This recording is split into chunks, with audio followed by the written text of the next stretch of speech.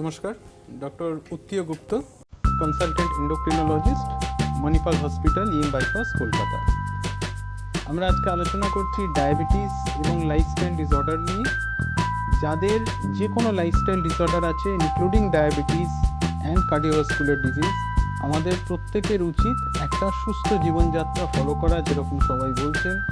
অর্থাৎ সুষম খাদ্য খান, পর্যাপ্ত এক্সারসাইজ করুন।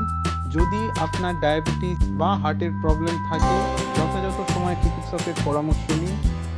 যদি আপনি ডায়াবেটিসে আক্রান্ত নাও হন, তাহলেও একটা বয়সের পরে নিয়মিত ব্যবধানে ডায়াবেটিস আছে কিনা সেটা চেক করে একবার দেখে নিন, যাতে ডায়াবেটিস বা হার্টের কোনো সমস্যা এলে আপনি যত দ্রুত সম্ভব যথাযথ ব্যবস্থা নিতে পারেন এবং আরও নিজেকে সুস্থভাবে বাঁচিয়ে রাখতে পারেন।